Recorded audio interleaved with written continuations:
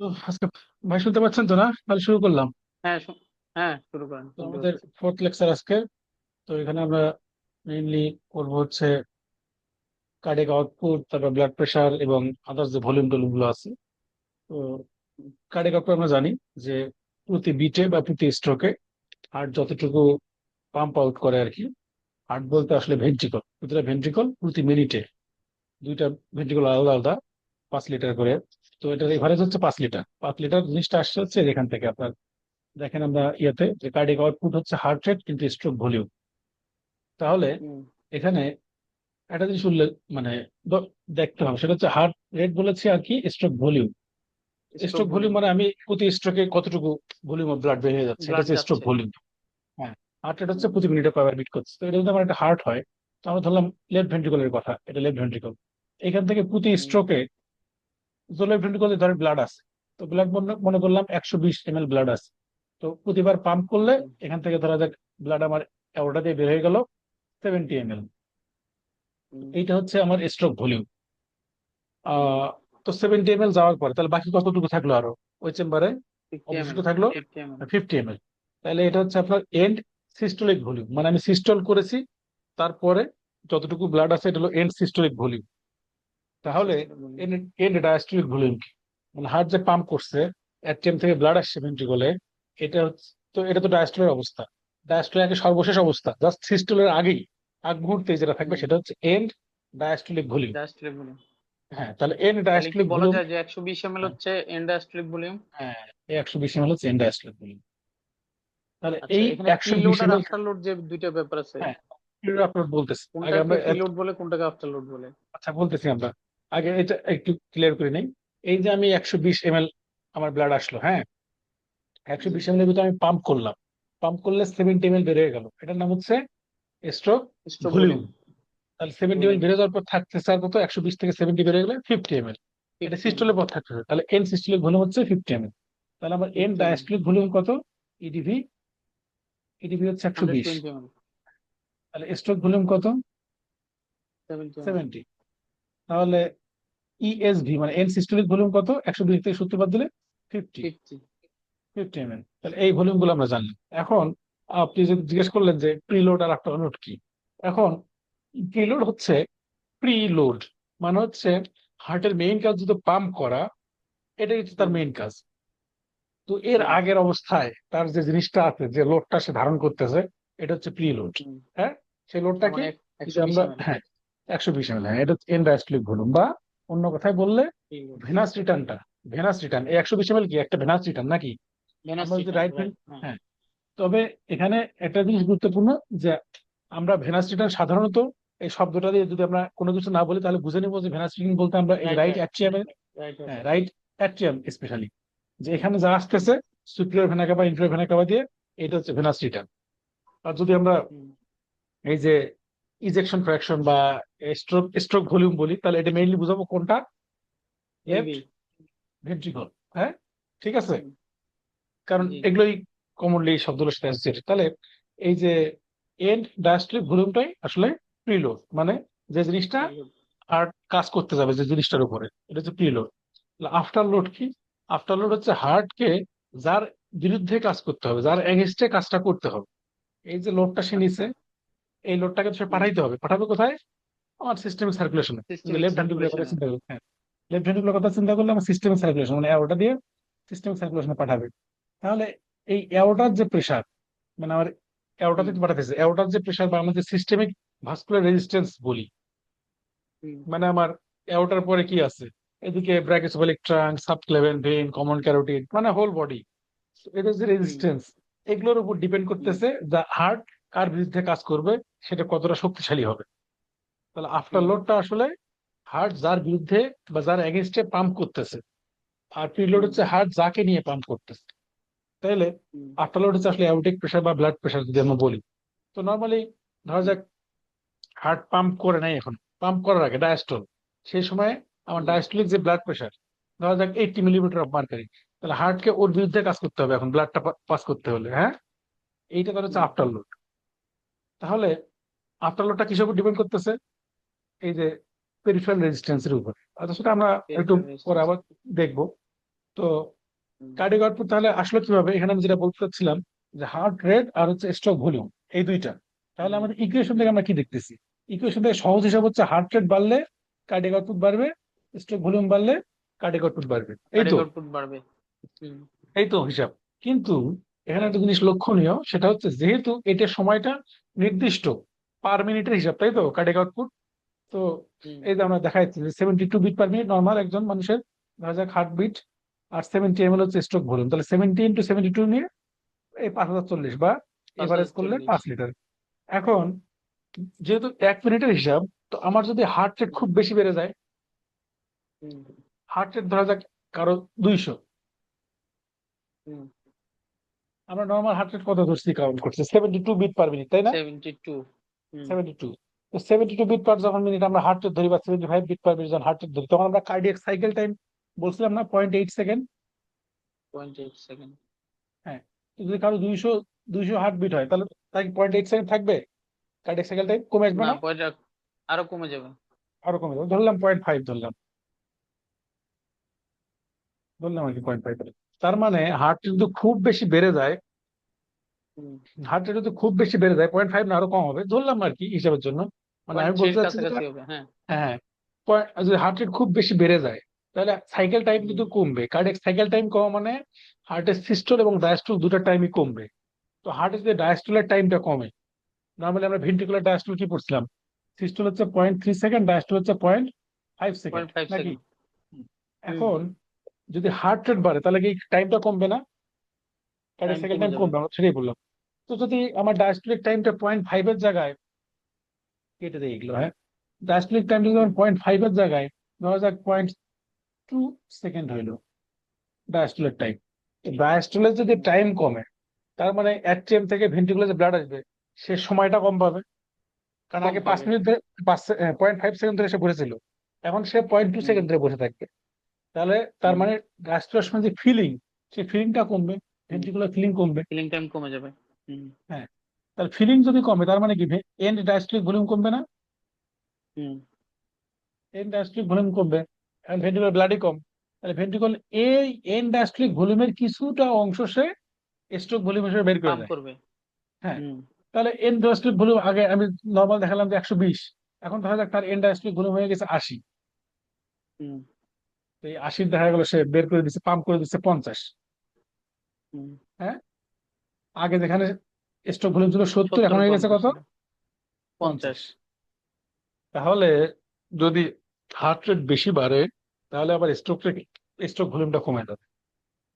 হুম, তাহলে সূত্রটা একটু, এইটা হচ্ছে ব্যতিক্রম কথা, যে আমরা নর্মালি এই সূত্র ধরে নর্মাল ইকুয়েশনে যদি আমরা এরকম যে কোনো ইকুয়েশনে যদি আমরা দেখি যে দুটো জিনিসের হুম, গুণফল একটা জিনিস, তাহলে ওই দুটো জিনিস বাড়লে এটা বাড়বে, কিন্তু এখানে এই হুম, ঘটনাটা আছে, যদি হার্ট রেট বেশি বেড়ে যায়, তাহলে আবার স্ট্রোক কার্ডিয়াক আউটপুট কমবে। কখন? যখন 180-র উপরে হয়ে যাবে হার্ট রেট, মানে এতই বেশি হবে, যেখানে 75 নর্মাল, সেখানে আরো 100 বেড়ে গেছে, তো 180 এরকম যদি হয়, তার মানে যদি এত বেশি হয় যে হার্ট ফিল করারই টাইম পায় না, তখন আবার স্ট্রোক ভলিউম বেশি পরিমাণে কমে যাবে, এত বেশি পরিমাণে কমবে যে তখন আবার টোটালি দুইটা গুণ করে কার্ডিয়াক আউটপুটটা আগের চেয়ে কম দেখাবে। ঠিক আছে? হুম। আচ্ছা, এখান থেকে আমরা হার্ট ফেলিওর মনে হয়, হার্ট ব্লক মনে হয় পড়বো, হার্ট ফেলিওর সম্ভবত আমরা পড়বো না ফিজিওলজিতে। তো একটু জাস্ট টাচ দিয়ে নেই হার্ট ফেলিওর। তো এইখান থেকে একটা ইম্পর্টেন্ট জিনিস বলতে চাচ্ছি, সেটা হচ্ছে এই যে হার্টের কাজ কি। যদি আমরা বলি একটা কাজ কি হার্টের, তাহলে কি বলবো যে হার্টের এটা কাজ? হ্যাঁ, যে একটা কাজ বলেন। সারা শরীরে সার্কুলেশন মেনটেন করা। সার্কুলেশন মেনটেন করা, বা কার্ডিয়াক আউটপুট মেনটেন করা, এরকমই তো। হুম, হুম, তো আমরা অনেকেই বলি যে হার্টের কাজ হচ্ছে টু মেনটেন কার্ডিয়াক আউটপুট। হুম, আসলে এই জিনিসটা, এইটাই বলতে চাচ্ছি যে এটা নিয়ে একটু ধারণা আছে, এটা আসলে মেনটেন কার্ডিয়াক আউটপুট হবে না, to maintain educate cardiac output. হ্যাঁ, এডুকেট কেন বললাম সেটা এখন বলি। But to maintain educate cardiac output, বা টু মেনটেন বা টু স্যাটিসফাই দ্য ডিমান্ড বা নিডস অফ দ্য বডি, এটা হচ্ছে হার্টের ফাংশন। মানে বডির যে ডিমান্ড আছে, সেটাকে বডিকে স্যাটিসফাই করা হচ্ছে হার্টের ফাংশন। তো কার্ডিয়াক আউটপুট আমরা হুম। নর্মাল কত করলাম, 5 লিটার পার মিনিট। 70। ও, তাহলে ফাইভ কারো যদি লিটার হ্যাঁ। কার্ডিক, হ্যাঁ, কারো যদি কার্ডিয়াক আউটপুট 5 লিটার হয়, তার মানে কি তার হার্ট ঠিক আছে, হার্ট নর্মাল, হার্ট ফেল হ্যাঁ করে ঠিক নাই? আছে। না, না এটা না, না। এরকম না কিন্তু। এরকম বলা যাবে না। কেন বলা যাবে না সেজন্যই বললাম, যদি আমি কার্ডিয়াক আউটপুট মেনটেন করি 5 লিটার, এটা যেহেতু নর্মাল বলতেছি আমরা, তার মানে যে তার হার্ট ঠিক আছে এটা না। তাহলে আমরা, কথাটা হচ্ছে এডিকুয়েট কিনা, সেই কার্ডিয়াক আউটপুটটা তার জন্য এডিকুয়েট কিনা। কারো যদি কার্ডিয়াক আউটপুট 4 লিটার হয়, একজন ফিমেলের cardiac hmm, output 4 litre per minute, lean thin একটা ফিমেল, হুম, তার দেখা গেল এটাই অ্যাডিকুয়েট, তাহলে সে নর্মাল নাকি? আচ্ছা। হ্যাঁ। হ্যাঁ, তাহলে তো নর্মাল, তার তো হার্ট ফেল করে নাই। আবার কারো দেখা গেল 6 litre per minute cardiac output. এখন 6 লিটার পার মিনিট মানে হচ্ছে সে ঠিক আছে। 6 litre per minute cardiac output মানে হচ্ছে, যদি এমন হয় যে 6 লিটার পার মিনিট ঠিক আছে সে, এটা তার জন্য ঠিক আছে, তার বডির জন্য, তাহলে ঠিক আছে। আর যদি বডির জন্য ঠিক না থাকে, এডুকেট না হয়, তাহলে তাহলে হার্ট ফেলিওর। ফেলিওর। এখন এই জিনিসটাকে আমরা বলি হাই আউটপুট কার্ডিয়াক ফেলিওর। মানে আউটপুট বেড়ে গেছে, কার্ডিয়াক আউটপুট বেড়ে গেছে, বেড়ে গেছে। তারপরে যদি হার্ট হুম, ফেলিওর হয়, তাহলে সেটা নাম হচ্ছে হাই আউটপুট কার্ডিয়াক ফেলিওর। যেমন একটা এক্সাম্পল দিই, ধরা যাক কারো থাইরয়েড অক্সিকোসিস আছে, মানে হুম, T3 T4 এগুলো খুব বেশি, তাই তো? থাইরয়েড বেশি। অক্সিকোসিস হ্যাঁ। অনেক বেশি। তো এই T3 T4 এগুলো বেড়ে যাওয়ার কারণে তার মেটাবলিজম বেড়ে বেড়ে গেছে বডির। আমরা জানি হুম, থাইরয়েড হরমোন মেটাবলিজম হেল্প করে, প্রচুর মেটাবলিজম হইতেছে শরীরে। শুধু তাই হুম, না, থাইরয়েড আবার ভেসোডাইলেশনও করে।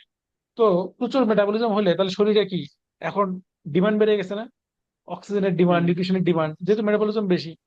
তাহলে এই যে হুম, ডিমান্ড বেড়ে গেল, এই ডিমান্ড বাড়ার কারণে তো হার্ট কি করবে? থাইরয়েড হরমোন তো হার্টের উপরও কাজ করে নাকি?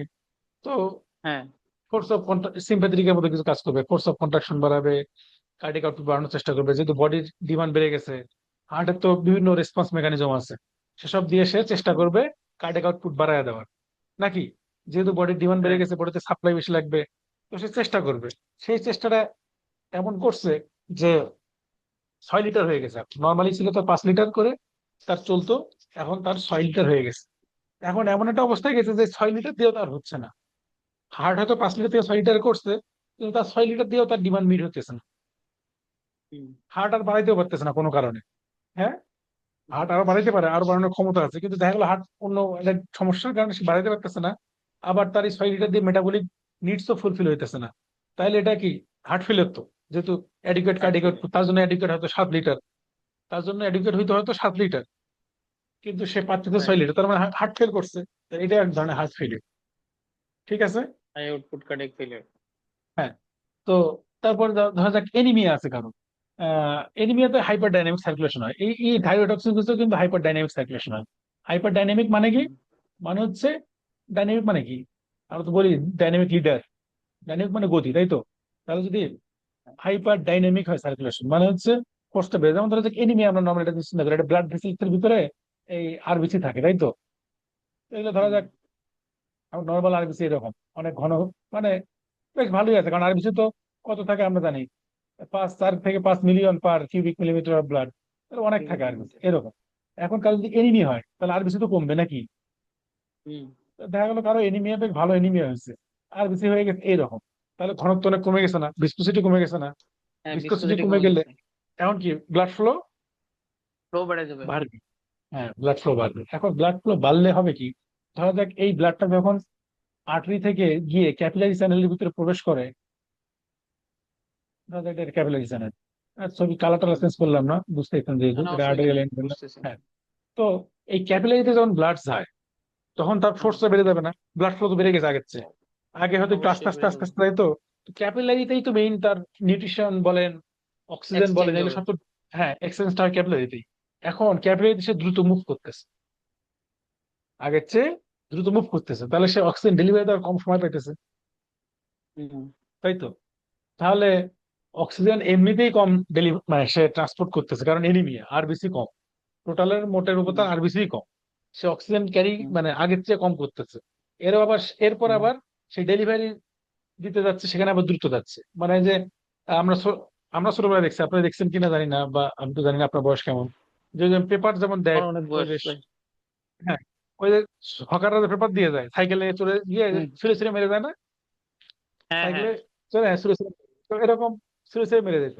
এখন যদি ওর গতি বেড়ে, এখন সে সাইকেলের পরিবর্তে যুগ বদলে গেছে, সে নিচে মোটরসাইকেল। মোটরসাইকেল। মোটরসাইকেলের তো গতি বেশি। এখন সে ছুড়ে মারতে গিয়ে দেখা যায় দুই একটা বাড়ি মিস হয়ে গেছে, কারণ হ্যাঁ, গতির বা কারণে এক সে দোকানের দ্রুত টায়ার ছিল। দোকানে পড়ে গেছে। হ্যাঁ, দেখতে পড়ে গেছে এরকম। তো যেহেতু তার গতি বেড়ে গেছে, এমনিতেই সে অক্সিজেনের ঝামেলা, এইটাকে মিট করার হুম, জন্য হার্ট বেশি বেশি পাম্প করতেছে। কারণ এনিমিয়া হুম, হয়েছে, হাইপোক্সিয়া হইতেছে, হার্ট বেশি বেশি পাম্প করে সেটা কম্পেনসেট করার চেষ্টা করতেছে। এর উপর আবার সে নতুন ঝামেলা বাঁধাইছে কি, হাইপার ডাইনামিক সার্কুলেশন হয়ে গতি বেড়ে গিয়ে, ফ্লো বেড়ে গিয়ে সে অক্সিজেন ডেলিভারি দেওয়ার সময় কম পাইতেছে। আরো ঝামেলা, এইসব কারণে আরো ডিমান্ড বাড়তেছে, যে চাপ দিতেছে তা তো হচ্ছে না, দ্রুত চালিয়ে যাচ্ছে। তখন দেখা যায় যে এরকম হার্ট ফেলিয়ার হতে পারে, এনিমিয়াতে এনিমিক হার্ট ফেলিয়ার। কিন্তু তখন দেখা যায় কার্ডিয়াক আউটপুট ধরো 8 লিটার, 5 লিটারের জায়গায়, কিন্তু that is not enough, that is not adequate, তাইলে এটাও হার্ট ফেলিয়ার, এটা হচ্ছে high output heart failure, cardiac failure. Cardiac failure. তো তাহলে আমরা এখান থেকে অনেকগুলো কথা এইখানেই বলে নিলাম, দেখা যাক পরেও সম্ভবত আছে কথাবার্তা। তো এই যে এই কথাগুলো বললাম, এগুলো কি আর বলা লাগবে? না, আর বলতে হবে না। এগুলো আমরা বলে ফেলছি সবগুলাই। আচ্ছা, একটা জিনিস একটু রিকল করি, সেটা হচ্ছে হ্যাঁ, স্ট্রোক ভলিউম হচ্ছে পার, মানে কন্ট্রাকশনে যে পরিমাণ ব্লাড ওটা দিয়ে হ্যাঁ, যাচ্ছে, মানে একটা সেটা একটা হচ্ছে স্ট্রোক ভেন্ট্রিকলে, হ্যাঁ, ভলিউম। স্ট্রোক ভলিউম, হ্যাঁ। হ্যাঁ, আর ইজেকশন ফ্র্যাকশনটা হচ্ছে আচ্ছা আচ্ছা, টোটাল এটা যে হ্যাঁ। ইন্ডাস্ট্রিক ভলিউম সেটার হুম। পার্সেন্টেজটা না। মানে হচ্ছে আপনার একটা ছবি দেখে পার্সেন্টেজটা, হ্যাঁ। এটা হচ্ছে, এই ধরেন, এই যে সিরিঞ্জ, হ্যাঁ। তো হুম, আপনি হুম, সিরিঞ্জ ধরেন 6 ml বা 5 ml ব্লাড আছে, তো আপনি 5 ml থেকে 3 ml বের করে দিলেন। হুম, এই 3 ml হচ্ছে স্ট্রোক ভলিউম মনে করেন। আর হুম, 5 ml থেকে 3 ml বের হয়ে গেল, মানে প্রায় 60% বের হয়ে গেল। এই পার্সেন্টেজটা হচ্ছে ফ্র্যাকশন, একই জিনিস। হুম। ঠিক আছে না? 5 ml থেকে 3 ml বের হয়ে যাওয়া মানে 60% বের হয়ে গেছে।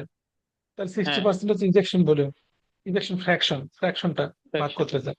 আর হুম, 3 ml বের হলো, এটা হচ্ছে আপনার স্ট্রোক ভলিউম। Stroke volume. ঠিক আছে। আচ্ছা, এটা মনে হয় বলা লাগবে না, এগুলো আমরা বলে ফেলছি। এগুলো ফ্যাক্টর ইনফ্লুয়েন্সিং কার্ডিয়াক আউটপুট। আর এটা ফ্যাক্টর রেগুলেটিং হ্যাঁ, কার্ডিয়াক এগুলো। আউটপুট। এটা হচ্ছে রেগুলেট করে। রেগুলেট মানে যে হুম, সরাসরি হস্তক্ষেপ করে। হ্যাঁ, হুম, সরাসরি হস্তক্ষেপ করে কি, হার্ট রেট আমরা বললাম, যেহেতু সূত্র থেকে জানি হার্ট রেট স্ট্রোক ভলিউম। তারপরে ভেনাস রিটার্ন, যেটাকে আমরা বললাম প্রিলোড। তারপর টোটাল হুম। পেরিফেরাল রেজিস্ট্যান্স বা আফটার লোড। তারপর ফোর্স অফ কন্ট্রাকশন, এগুলো হচ্ছে সরাসরি কন্ট্রোল করে, যে সে হস্তক্ষেপ হচ্ছে করে। রেগুলেটর। যেমন এই যে টোটাল পেরিফেরাল রেজিস্ট্যান্স বাড়লে কি হবে, স্ট্রোক ভলিউম কমবে না টোটাল বাড়বে? পেরিফেরাল রেজিস্ট্যান্স বাড়লে স্ট্রোক ভলিউম কমে যাবে। কমে, তাহলে কার্ডিয়াক আউটপুট কমবে। তারপর যে ফোর্স অফ কন্ট্রাকশন বাড়লে স্ট্রোক ভলিউম বাড়বে, কার্ডিয়াক আউটপুট বাড়বে। বাড়বে। এগুলো, এইসব কথা তো বলে ফেলছি, হ্যাঁ। মনে হয় এগুলো আর বলতে হবে না। আর এগুলো হচ্ছে ফ্যাক্টর ইনফ্লুয়েন্সিং কার্ডিয়াক আউটপুট, মানে যেগুলো ইনফ্লুয়েন্স করে। ইনফ্লুয়েন্স মানে সরাসরি না, এটা তো আমি কন্ট্রোল করলাম, যে আমার অধীনে এরা কর্মচারী আছে, এরা কি কিভাবে কাজ করবে আমি ঠিক করে দিলাম। এটা হচ্ছে আমার কন্ট্রোলার। আর ইনফ্লুয়েন্সার হচ্ছে ওই যে, মানে মোটিভেশনাল স্পিকার। ওরা আপনাকে মোটিভেট করলো যে না, এই কর্মচারী এগুলো শোনা যাবে না, বা শুনবি, শুনলেই হবে, নাই হবে, শোনা উচিত। এগুলো হচ্ছে ইনফ্লুয়েন্সার, মানে সরাসরি হস্তক্ষেপ করতেছে না। যেমন অ্যাংজাইটি, এক্সাইটমেন্ট হলে কি হার্ট রেট বাড়বে, তার মানে কার্ডিয়াক আউটপুট বাড়বে। খাবার খাইলে কি হবে, কার্ডিয়াক আউটপুট বাড়বে কার্ডিয়াক না আউটপুট কমবে? বাড়বে, মেটাবলিজম বাড়বে। মেটাবলিজম বাড়বে, কার্ডিয়াক আউটপুট বাড়বে খাবার খাইলে। তারপর ওই যে ইভেন বলছিলাম কিনা যে, এই যে হেভি মিল, একেবারে পেট ভরে খাওয়া, এটা কিন্তু হ্যাঁ, একটা এনজাইনার, হ্যাঁ, পোস্টপ্রান্ডিয়াল এনজিন। হ্যাঁ, অ্যাগ্রাভেটিং ফ্যাক্টর। এর কারণ হচ্ছে ওইটাই, যে আপনার যখন প্রচুর খাবার খাবেন, দুটা কারণ আর কি। একটা হচ্ছে যে আপনার ব্লাড রিডিস্ট্রিবিউশন হবে। খাবার খাচ্ছেন আপনি, স্টমাকে হুম, খাবার গেছে, তো ওদিকে ব্লাড লাগবে। তো ওই স্প্ল্যাটনিক সার্কুলেশনে বেশি ব্লাড যাবে, এটা একটা। আর হচ্ছে, আর ওই যে কার্ডিয়াক আউটপুট বাড়াইতে হবে, কারণ ডিমান্ড বেশি, মেটাবলিজম বেশি। তখন কার্ডিয়াক আউটপুট বাড়াইতে গেলে হার্টের উপর চাপ বেশি পড়বে। আবার যেহেতু হুম। এই স্প্ল্যাটনিক সার্কুলেশন ব্লাড আসছে, তাহলে ওদিকেও ব্রেন ট্রেনে ব্লাড কম তুলনামূলক, এই জন্য খাবার পর আমাদের ঘুমও পায়। তো যখন আপনার, তো ওদিকে ব্লাড বাড়াইতে হবে, তো সবকিছু মিলে মূল কথা হচ্ছে হার্টের উপর চাপটা পড়ে গেল, কার্ডিয়াক আউটপুট বাড়ানো। আর তার যদি আগে থেকে অ্যাথেরোস্ক্লেরোসিস থাকে, এবং তার উপর এখন আপনি চাপ বাড়ায় দিচ্ছেন। আমরা তো বলছিলাম যে ইসকেমিয়ার মূল, ইসকেমিক হার্ট ডিজিজের মূল কথাই হচ্ছে অক্সিজেন ডিমান্ড আর সাপ্লাইয়ের ডিমান্ড মধ্যে সাপ্লাই ঝামেলা হওয়া। মিসম্যাচ। তো এখানে আপনার ডিমান্ড বেড়ে গেছে, সাপ্লাই যেটা না পারলেই বিপদ। তারপর এক্সারসাইজ, একই কথা। প্রেগনেন্সি, ফিভার, তারপর যে হাইপারথাইরয়েডিজম বললাম, এপিনেফ্রিন, এগুলো তো সিম্পাথেটিক। এগুলো হচ্ছে আপনার মানে ইয়ে আর কি, কার্ডিয়াক আউটপুট বাড়ায়। আর এই ডান পাশে যেগুলো দেখাচ্ছি এগুলো হচ্ছে কমায়, জাস্ট উল্টা জিনিসটাই। দেখেন তো কোনটা সমস্যা মনে হয়? হুম, না তো কার্ডিয়াক মনে হয়। আউটপুট কমায় কোনটাতে? হ্যাঁ, না না, এই যে হার্ট ডান পাশে গুলো ফেলিউরে। কমায়, হ্যাঁ। কমবে। হার্ট তো ফেল, পাম্প করতে পারতেছে না। ও যেটা বললাম ওটা হ্যাঁ, হাই ঠিক আউটপুট আছে। ফেলিওর, ওটা না। হ্যাঁ, নর্মালি। তবে স্ট্যান্ডিং হঠাৎ করে দাঁড়ায় গেলে আমাদের প্রেশার কমে যাবে। কার্ডিয়াক আউটপুট কমে যায়, প্রেসার ফল করে। হ্যাঁ, কিন্তু লাইং এ এই- তো আপনার ইয়ে হয় না, ভেনাস রিটার্ন বাড়ে না। হ্যাঁ হ্যাঁ, লাইনে ভেনাস্ট্রেট বাড়বে, ভেনাস্ট্রেট বাড়লে তো কার্ডিয়াক আউটপুট বাড়বে।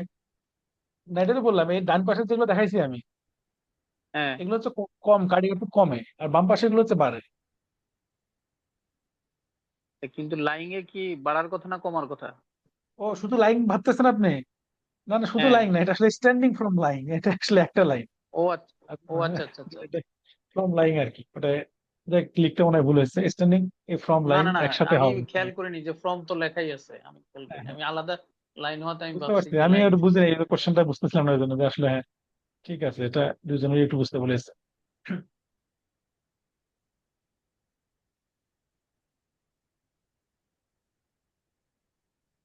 তো এগুলো তো মনে হয় আমরা জানি, এগুলো আমরা ব্যাখ্যা করেছি এতক্ষণ। ব্লাড প্রেশার মানে কি, কার্ডিয়াক আউটপুট মানে কি, আমরা বললাম যে হার্ট রেট এবং স্ট্রোক ভলিউমের গুণফল। স্ট্রোক ভলিউম মানে কি, ডায়াস্টলিক যেটা ছিল সেখান থেকে এন সিস্টোলিক ভলিউম বাদ দিলে যেটা, ডায়াস্টলিক থেকে systolic volume. N systolic volume বাদ দিলে থাকে স্ট্রোক ভলিউম, নাকি? জি। তারপর হচ্ছে ব্লাড প্রেশার কি, কার্ডিয়াক আউটপুট যা আছে সাথে টোটাল পেরিফেরাল রেজিস্ট্যান্স। টোটাল বা peripheral total resistance. Peripheral resistance না বলে আসলে বলা ভালো, যে সিস্টেমিক ভাস্কুলার রেজিস্ট্যান্স, এটা হলো আরো বেশি মানে অ্যাপ্রোপ্রিয়েট। অ্যাকুরেট শোনা যায়। মেইনলি তো সিস্টেম ভাস্কুলার রেজিস্ট্যান্সটাই আমাদের হিসেবে, আমরা তো পালমোনারি রেজিস্ট্যান্সটা হিসেবে নিয়ে আসতেছি না। তো কার্ডিয়াক মেজারমেন্ট এটা হচ্ছে আসলে ইতে লাগে কিনা জানি না, কিন্তু আন্ডার গ্রাডুয়েট লাগে। কোশ্চেন টোশ্চেন হয়তো রেসিডেন্সি বা এগুলোতে জাস্ট আসতে পারে কিভাবে মানে এটা তো ফিক্স প্রিন্সিপাল। হ্যাঁ, আমরা যেটা কমন মেথড আমরা ইউজ করি, ফিক্স প্রিন্সিপাল বলি। এই ভদ্রলোক সিস্টেম বের করছে, এই জন্য নাম হয়েছে এরকম।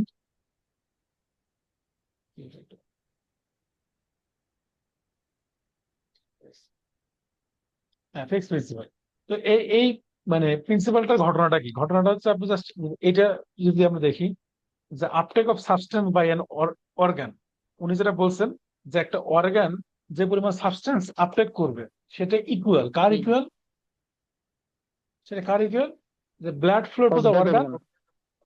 Multiplied by artery venous concentration difference. মানে তার বক্তব্য হচ্ছে, একটা অর্গান, ধরা যাক লিভারের কথা যদি আমরা ধরি, একটা অর্গান হুম। কোনো একটা সাবস্টেন্সকে আপটেক কনজিউম যতটুকু করবে যে করবে, পরিমাণ।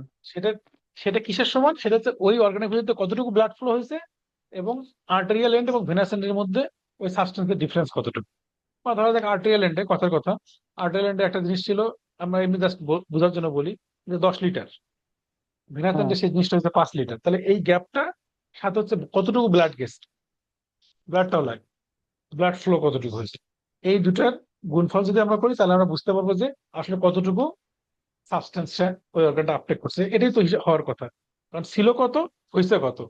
আর ছিল কত, হয়েছে কত, এটা তো শুধু বোঝা যাবে না, কত ব্লাড গেছে সেটা তো দেখা লাগবে, তাই না, বোঝা যাবে টোটালটা। এটাই হচ্ছে তার বক্তব্য।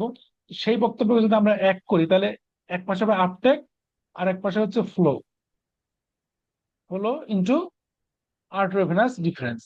তো এখান থেকে আমরা এটাকে একটু মানে কোন এইভাবে কাজে লাগাই, সেটা কি রকম, ফ্লোটাকে যদি আমরা এক পাশে নিয়ে আসি তাহলে কি দাঁড়ায় দেখেন তো, আপটেক বাই আর্টারিওভেনাস ডিফারেন্স না সূত্রটা, হুম। নর্মাল।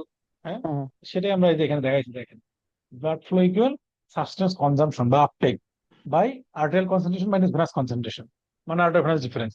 এটা কি সহজ করে লিখছি হুম। এইভাবেই, জিনিসটা আসলে তাই। তো এটাকে আমরা যখন ব্রড ভাবে নিয়ে যাব, একটা অর্গান বিবেচনা না করে যখন আমরা পুরো বডি বিবেচনা করব, হুম। আমরা তো বললাম যে substance uptake by an organ, organ না বলে তাহলে পুরো বডি যদি হিসাব করি, হুম। হুম।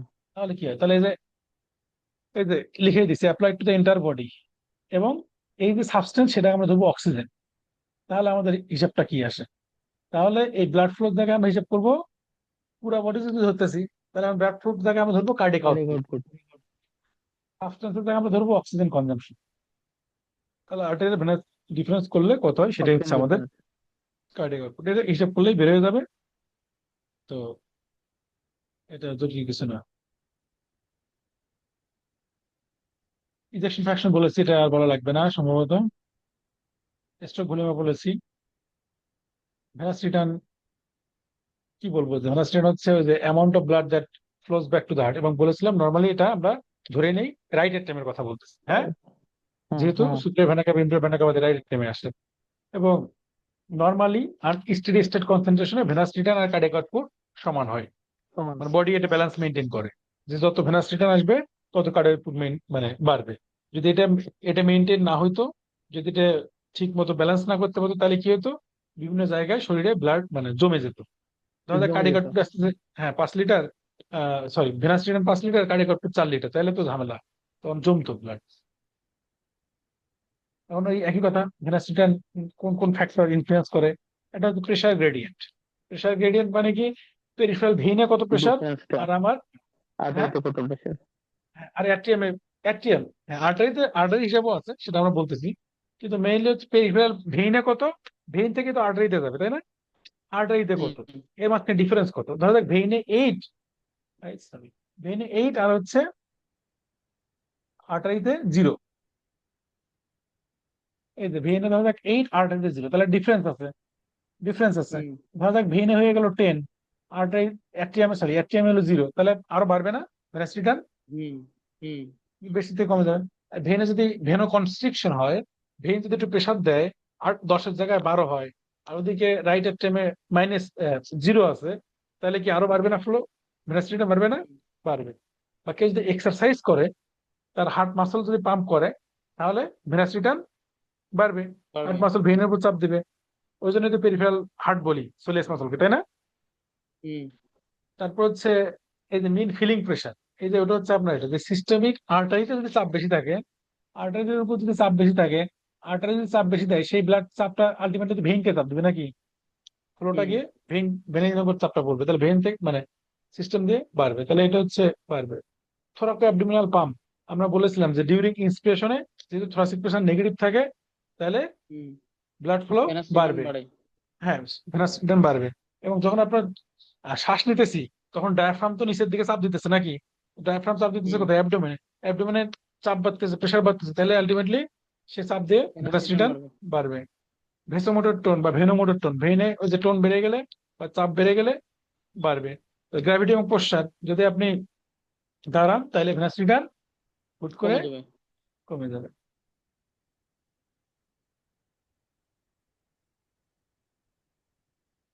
আচ্ছা, কেউ কি আমাদের সাথে জয়েন করছেন নতুন কে? জি ভাইয়া, আমি মেহেদি। ডিউটি নাই? মেহেদী। ভাইয়া ডিউটি আছে, একটু দেখি ফাঁক দিয়ে কতটুকু আচ্ছা, দেখতে পারি, এই যে পরে বের হয়ে ডায়াস্টলিক যাবো। ভলিউম, তো আমার মনে হয় বলা লাগবে না, এন ডায়াস্টলিক হচ্ছে আপনার ডায়াস্টল ছিল, ডায়াস্টল ওই ভেনাস রিটার্ন, ভেনাস রিটার্ন দা মোটামুটি এন ডায়াস্টলিক ভলিউম চাই, যে ভেন্ট্রিকল ডায়াস্টল মানে ডাইলেট করে আছে, এখানে কতটুকু ব্লাড আসতেছে, এটা হচ্ছে ইন্ডাস্ট্রিক ভলিউম।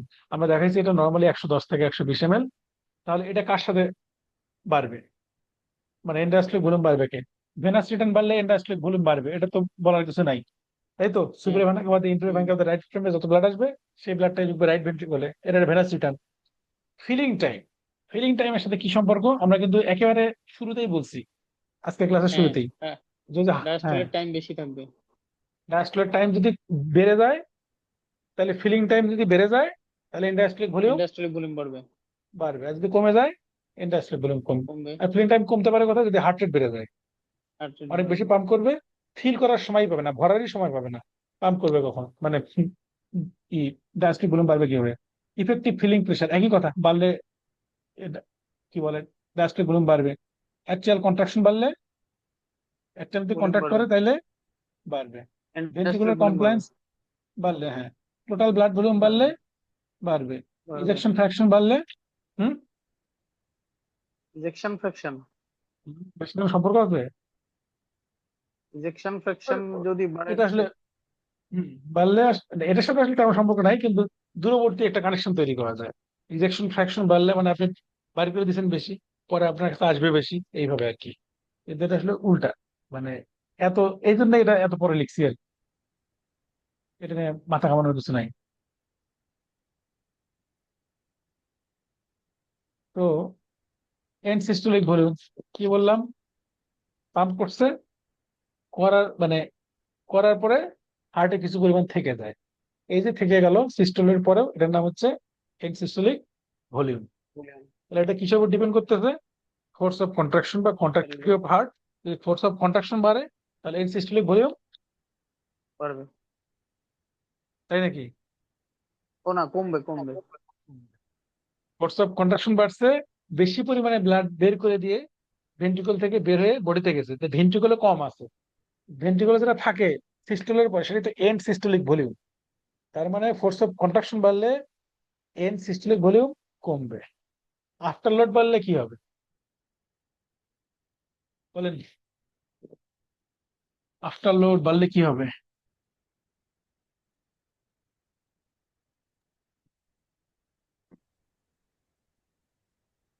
আফটার বাড়লে কি হবে? এই তো হার্ট নাকি, এটা আমার লেফট ভেন্ট্রিকল, এখান থেকে তো পাম্প করে ওটাতে ব্লাড যাবে। হ্যাঁ, তো আমরা কি বললাম, যদি এটার ফোর্স অফ কন্ট্রাকশন বাড়ে, এন্ড সিস্টোলিক ভলিউম কি, এখানে অনেক ব্লাড আছে, এখন এই লেফট ভেন্ট্রিকল পাম্প করে পুরোটা ব্লাড বের করতে পারে না, পুরোটা ব্লাড বের করতে পারে না। 120 ml ব্লাড আছে, পাম্প করে সে পুরোটা ব্লাড বের করতে পারবে না, এই তো এটাই তো নিয়ম, মানে পুরোটা খালি হয় না। তো এখন সে নর্মালি পাম্প করলে বের হয়ে যায় 70 ml, 70 ml বের হয়ে যায় নর্মালি, নর্মালি আমাদের নর্মাল হেলদি হার্টে। তাহলে থাকে তার 50 ml। এটা হচ্ছে এই 50 ml যে থাকলো পাম্প করার পরে, হার্টে যেটা রয়ে গেল অবশিষ্ট, সেটা হচ্ছে এন্ড সিস্টোলিক ভলিউম। এখন কারো যদি ফোর্স অফ কন্ট্রাকশন বাড়ে, পাম্প করার শক্তি বেড়ে যায়, তাহলে সে পাম্প করলে আগে নর্মালি বের করতো 70, এখন দেখা গেল সে 90 বের করে দিচ্ছে, 90 ml বের করে দিচ্ছে, তাহলে থাকবে কত? 30 30 ml। ml তাহলে তার এনসিস্টোলিক ভলিউম কমে গেল না ফোর্স অফ কন্ট্রাকশনের কারণে? কমে গেল, এখন হ্যাঁ। আমরা যেটা বললাম আফটার লোড, আফটার লোড হচ্ছে সেই জিনিস, একটু হয়তো বলেছি আমরা, যে ভেন্ট্রিকল যার বিরুদ্ধে পাম্প করে, হুম। যার এগেনস্টে তাকে পাম্পটা করতে হয়, মানে অ্যাউটিক প্রেসার বা টিপিআর যাই বলেন। পেরিফেরাল রেজিস্ট্যান্স বা হ্যাঁ সিস্টেমিক রেজিস্ট্যান্স, ভাস্কুলার হ্যাঁ রেজিস্ট্যান্স। রেজিস্ট্যান্স, তো তাকে রেজিস্ট্যান্সের বিরুদ্ধে পাম্প করতে হতো। এখানে যদি রেজিস্ট্যান্স বেড়ে যায়, বাইরে জনগণের চাপ বেশি, তাইলে তো আপনার হুম ধাক্কাটা দেওয়া কষ্ট, আপনার জিনিসপত্র বের হবে কম, কারণ বাইরে চাপ বেশি, হুম। হার্টের উপর চাপ তাহলে এন্ড বেশি সিস্টোলিক পড়ে ভলিউম গেছে। বাড়বে। হুম হ্যাঁ, মানে আফটার লোড যদি বেড়ে যায়, বাইরের চাপ যদি বেশি হয়, হার্ট বেশি পরিমাণে বের করতে পারবে না। আগে বের করতে 70, এখন সে বের করতেছে 60 ml। তাহলে এখন 60 বের করলে তার থাকতেছে আর কত? 60। তাহলে 50 ছিল নর্মালি, 50 থেকে 60 হইলো, বেড়ে গেল না? হুম। আচ্ছা, তারপর আমরা ব্লাড প্রেশারে আসি। ব্লাড প্রেশার হচ্ছে ব্লাড যে তার আর্টারিয়াল ওয়ালে প্রেশার দিতেছে, এটা হচ্ছে ব্লাড প্রেশার। এটা সহজ কথায়, তো এটা ডিপেন্ড করতেছে বা এটা কি দেখতেছি আমরা, যে কার্ডিয়াক আউটপুট যদি কারো বাড়ে তাহলে প্রেশারটা বাড়বে, সিস্টেমিক ভাস্কুলার রেজিস্ট্যান্স যদি বাড়ে প্রেশার বাড়বে, এবং এটা মিলিমিটার মার্কারিতে প্রকাশ করা হয়। ভালো কথা। টাইপস কি কি আমরা জানি, systolic blood pressure, diastolic blood pressure, pulse pressure, mean blood pressure. তো এগুলো তো, সিস্টোলিক মানে হচ্ছে ভেন্ট্রিকল যখন সিস্টল হয় বা পাম্প করে, তখন ম্যাক্সিমাম যে প্রেশারটা রাইজ করে আমাদের ভেসেলে, সেটা হচ্ছে সিস্টোলিক ব্লাড প্রেশার ম্যাক্সিমাম। কিন্তু এমন না যে এটা সবসময় হয় লাগবে, মানে ম্যাক্সিমাম যেটা আমার থাকে সেটাই। আর সব 120, একটা তো সার্টেন পয়েন্ট, ধরা যাক আমার সিস্টোলিক ব্লাড প্রেশার 120, তার মানে তো সবসময় 120 না, মানে সার্টেন পয়েন্ট সে 120 পর্যন্ত ওঠে। তো ডায়াস্টোলিকটা তাইলে কত? ডায়াস্টোলিক হচ্ছে মিনিমাম প্রেশার, ম্যাক্সিমাম মিনিমামের ব্যাপারটা এই জন্য বললাম, যে ডায়াস্টোলিক প্রেশার হচ্ছে আপনার ভেন্ট্রিকল যখন ডায়াস্টোলে থাকে, রিল্যাক্সে থাকে, তখন যে মিনিমাম প্রেশারটা আমার ভেসেলে পাওয়া, সেটা হচ্ছে ডায়াস্টোলিক প্রেশার। সিস্টোলিকেরটা হচ্ছে ম্যাক্সিমাম, ডায়াস্টোলিকেরটা হচ্ছে মিনিমাম। এই যে দুটো মাঝখানে গ্যাপ, এটা হচ্ছে পালস প্রেশার, এটা হচ্ছে পালস প্রেশার।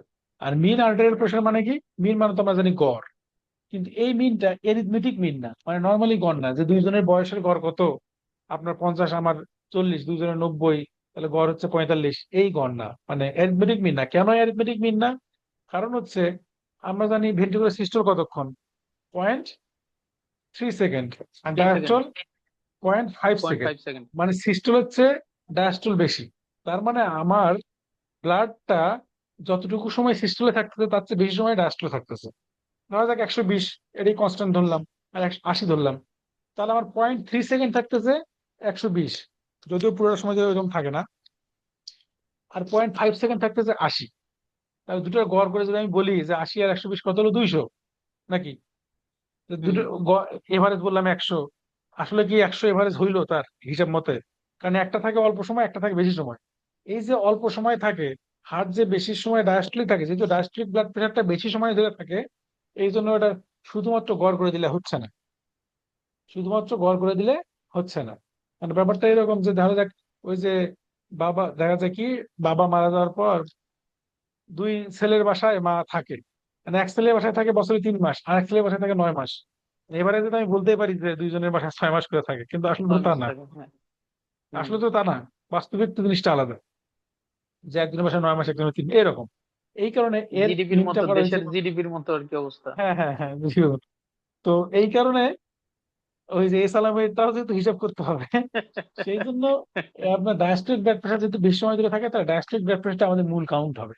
সাথে ওই pulse pressure, 1/3 of one pulse third of pulse pressure. Pressure, এটা নানা সূত্রমুক্ত হিসেবে নিরেশ করে বের করা হয়েছে, এইভাবে ইকুয়েশনটা করা হয়। তারপর এখন ব্লাড প্রেশার মেনটেন করে কারা, বা ফ্যাক্টর ইনফ্লুয়েন্স করে কারা, এটা হচ্ছে তাড়াতাড়ি বলে যাবো আর কি, সমস্যা হলে বলবেন যেটা বুঝি নেই। এগুলো অবশ্য আর না সবগুলো বললেও হবে মনে হয়। হম এটা তবে একবার বলে যাই, আচ্ছা। যে cardiac output, sorry, cardiac output বাড়লে আমার সিস্টোলিক প্রেশার প্রেশার বাড়বে, বাড়বে। কারণ ভলিউম বাড়লে, ব্লাড ভলিউম বাড়লে তো আলটিমেটলি সে ব্লাডের গায়ে প্রেশার দিবেই, মানে ভেসেলের গায়ে প্রেশার বাড়বেই। রেজিস্ট্যান্স বাড়লে প্রেশার বাড়বে, রেজিস্ট্যান্স চাপ দিয়ে রাখছে, তার মানে তো এদিক থেকে চাপ দিলে নিউটনের সূত্র মতো সেও চাপ দিবে, প্রেশার বাড়বে। ব্লাড ভলিউম বাড়লে প্রেশার বাড়বে। ফোর্স অফ কন্ট্রাকশন যদি বাড়ে হার্টে, তাহলে কার্ডিয়াক আউটপুট বাড়বে, প্রেশার বাড়বে। ভিসকোসিটি যদি বাড়ে, প্রেশার বাড়বে, ব্লাড ঠিক হয়ে গেছে। ভাস্কুলার ইলাস্টিসিটি যদি কমে যায় কোনো কারণে, বিশেষ করে বয়স্ক মানুষদের হয়, স্টিফ আর্টারি যদি হয়ে যায়, অ্যাথেরোস্ক্লেরোটিক আর্টারি যেটা নর্মাল ইলাস্টিসিটি লস হয়ে যায়, তখন প্রেশার বাড়বে। কারণ নর্মালি যখন ব্লাড ভলিউম বেড়ে যায়, যদি আমার হুট করে যদি অনেক ব্লাড দেই, হার্টে ইলাস্টিসিটি আছে, সরি ভেসেলে ইলাস্টিসিটি আছে, ভেসেল প্রসারণ করবে, তাহলে চাপটা একটু কমে যাবে। কিন্তু যদি প্রসারণ না করতে পারে, তাহলে তো চাপ বেড়ে যাবে। একটা জিনিস দিলাম বেশি ভলিউমে, চাপ বেড়ে গেল। পোস্টার গ্র্যাভিটির সাথে এটা অনেকবার বলছি, বয়সের সাথেও বাড়ে এগুলো। সেক্স ফিমেল কেন বডি মাস টাস এগুলো কম থাকে, বডি ফ্লুইড যদি বেড়ে যায়, বডি বিল যদি বেড়ে যায়, প্রেশার বাড়ে। বডি বিল মানে হচ্ছে যে অবেস, তো একজন 100 কেজি মানুষের শরীরে অনেক বেশি মাংস না, অনেক বেশি ফ্যাট না, এগুলোর ভিতরে ব্লাড ভেসেলস আছে না, ছোট ছোট ক্যাপিলারি আছে তো। তো এই ক্যাপিলারি ভিতরে, মানে ক্যাপিলারি তো মেইনলি রেজিস্ট্যান্স দেয়, এই যে ছোট ছোট আর্টেরিয়াল গুলো তো মেইনলি রেজিস্ট্যান্স দেয়, ক্যাপিলারি তো এক্সটেন্স আছে। হুম। তো যত বেশি আপনার আর্টেরিয়াল বাড়বে, তত বেশি টোটাল পেরিফেরাল রেজিস্ট্যান্স বাড়বে, তার মানে ব্লাড প্রেশার বাড়বে। সম্ভবত আপনাদের আহ, ইয়েটা এমনটা ভুলে গেলাম, যে শরীরে 1 কেজি মাংস বাড়লে কত রেজিস্ট্যান্স বাড়ে, ভুলে গেছি, বলতে পারতেছি না। তো তাহলে এগুলো আর না বলি।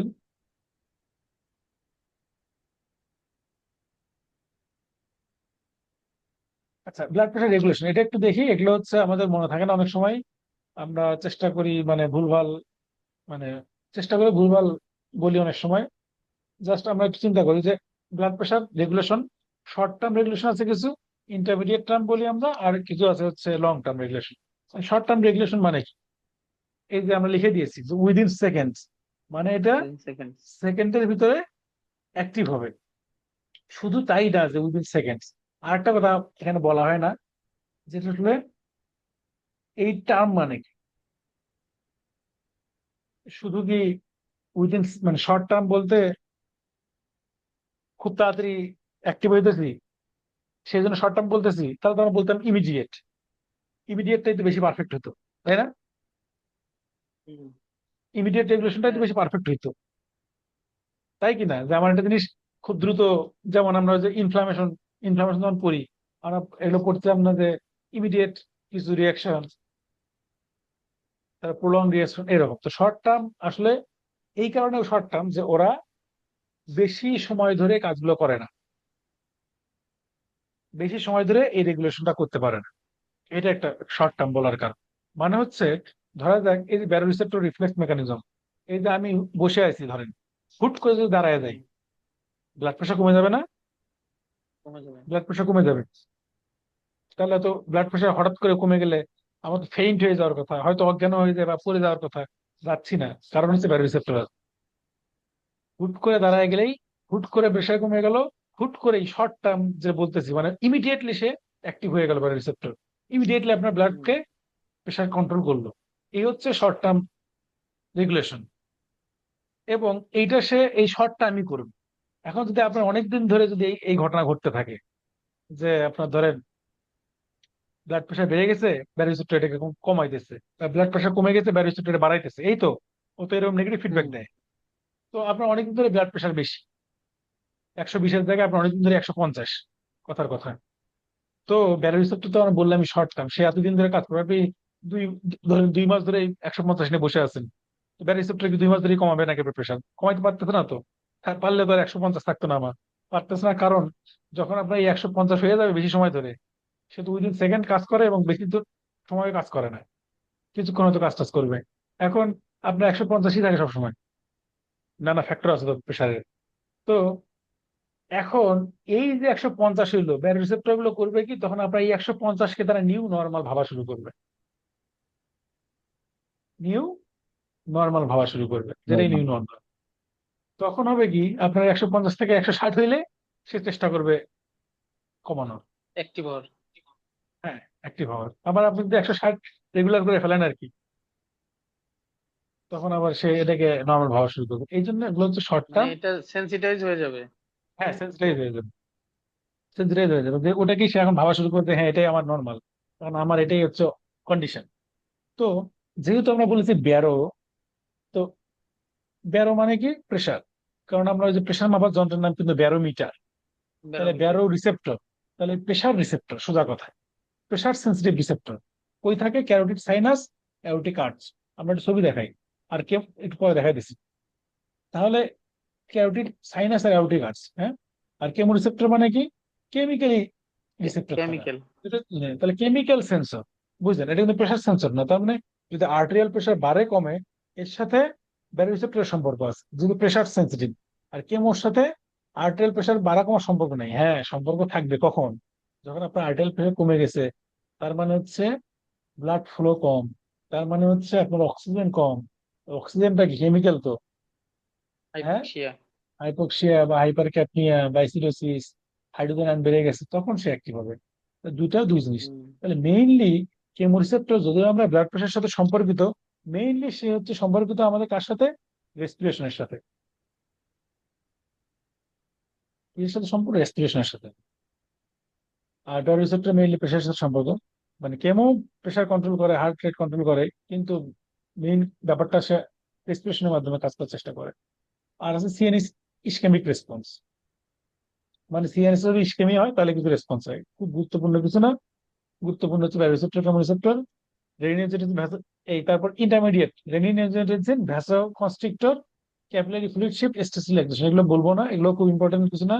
আমাদের ইম্পর্টেন্ট হচ্ছে লং টার্ম জিনিস। সেটা কি? আমরা সবাই জানি renin angiotensin aldosterone system long term, আর রেনান বডি ফ্লুইড মেকানিজম। তো আরো কিছু মেকানিজম আছে, এগুলো আমরা বলবো না। আমরা বলবো ব্যারো রিসেপ্টরের কথা। তো ব্যারো রিসেপ্টর একটু দেখি। এই যে এটা হচ্ছে আমার হার্ট, হ্যাঁ। হার্ট থেকে অ্যাওরটিক উঠে গেছে, তাহলে অ্যাওরটিক আর্টসে কিছু রিসেপ্টর আছে প্রেসার সেন্সিটিভ। আচ্ছা, ব্যারো রিসেপ্টর কি শুধুমাত্র এই দুই জায়গাতেই থাকে? এই যে অ্যাওরটিক আর্টস আর ক্যারোটিক সাইনাস? না, আরো অনেক জায়গাতেই আছে, কিন্তু প্রমিনেন্ট হচ্ছে এখানে, এই জন্য আমরা এই উদাহরণগুলো দিই। তাহলে অ্যাওরটিক আর্টসে আছে, অ্যাওরটিক আর্টস থেকে কমন ক্যারোটিড উঠে গেছে, কমন ক্যারোটিড থেকে external carotid, internal carotid, right আর লেফট, তাই তো? ইন্টারনাল ক্যারোটিডের এই গোড়ায় জাস্ট একটা ডাইলেশন আছে, একটু একটু ডাইলেটেড এরিয়া, এটা হলো সাইনাস, একটু ফোলা এরিয়া, ডাইলেটেড এরিয়া। সাইনাস গুলো এরকম হয়। তাহলে এই সাইনাসের ওয়ালে আছে, আর আছে কোথায়? অ্যাওরটিক আর্চে। তাহলে অ্যাওরটিক আর্চ আর হচ্ছে ক্যারোটিড সাইনাস। তো এখান থেকে দেখেন কি হয়, সেটা হচ্ছে ক্যারোটিড সাইনাস থেকে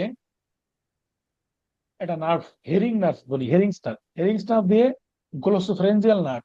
গ্লোসোফারেঞ্জিয়াল মানে হচ্ছে ক্রেনিয়াল নার্ভ 9। 9।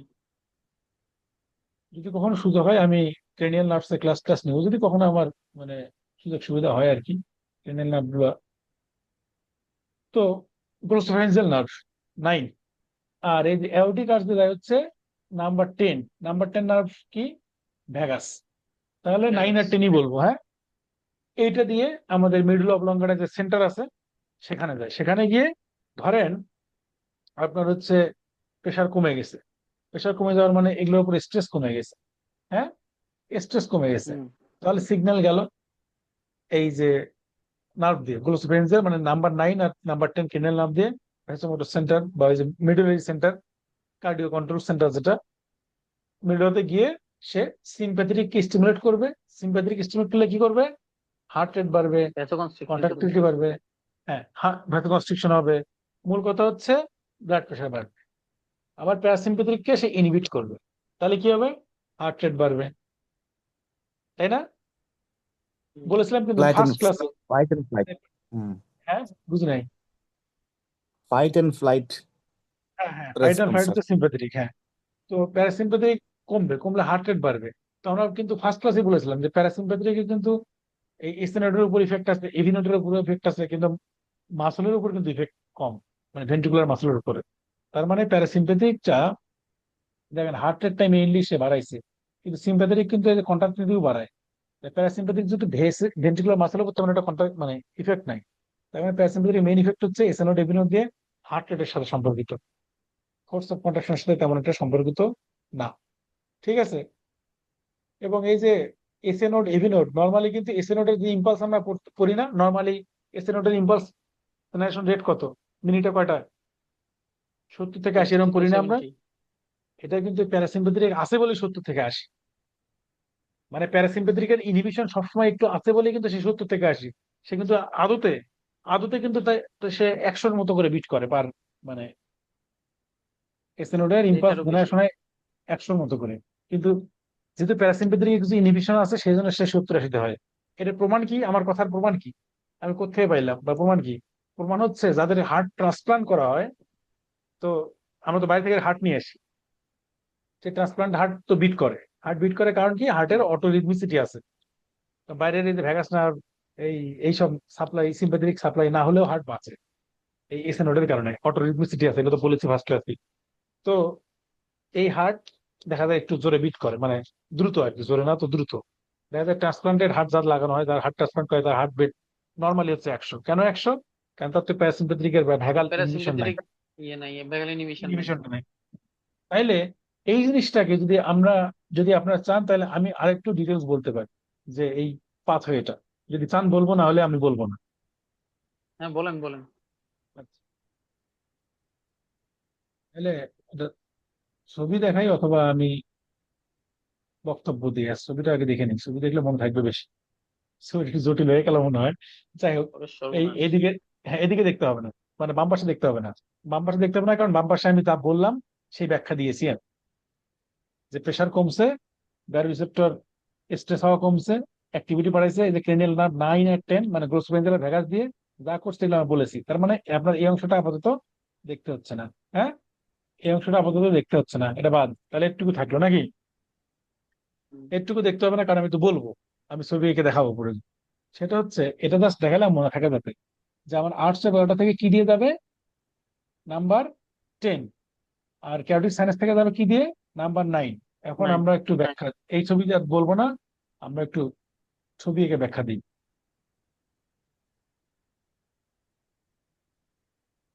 আচ্ছা, ধরা যাক আমার হচ্ছে, আমি ছবি আঁকি তাহলে। এটা হচ্ছে আমার অ্যাওরটিক আর্চ, হ্যাঁ, এটা হচ্ছে ক্যারোটিক সাইনাস, ঠিক আছে, এগুলো হচ্ছে ব্যারোরিসেপ্টর। তো এইখান থেকে আমি কি বলেছিলাম? যে হেরিংস নার্ভ দিয়ে নাম্বার 9, হ্যাঁ, নাম্বার 9 মানে গ্লোসোফ্যারেঞ্জিয়াল নার্ভ, গ্লোসোফ্যারেঞ্জিয়াল নার্ভ দিয়ে যাবে। আর এখান থেকে যাবে ভ্যাগাস নার্ভ দিয়ে, মানে নাম্বার 10, হ্যাঁ। যাবে কোথায়? যাবে কোথায়? কমন ডেস্টিনেশন কি? মেডুলা ভ্যাসোমোটর রিজিয়নে। অবলঙ্গাটা, মিডল অবলঙ্গেটা, এটা হচ্ছে কমন। সেই মিডল অফ মিডল অবলঙ্গেটার যে জিনিসটায় যায়, যে নিউক্লিয়াসটায় যায়, সেটা নাম হচ্ছে নিউক্লিয়াস ট্র্যাক্টাস সলিটারিয়াস। টেক্সাস সোলিয়াস সলিটারিয়াস মনে হয়। সলিটারিয়াস। হ্যাঁ, নিউক্লিয়াস ট্র্যাক্টাস সলিটারিয়াস, এনটিএস, নিউক্লিয়াস ট্র্যাক্টাস সলিটারিয়াস।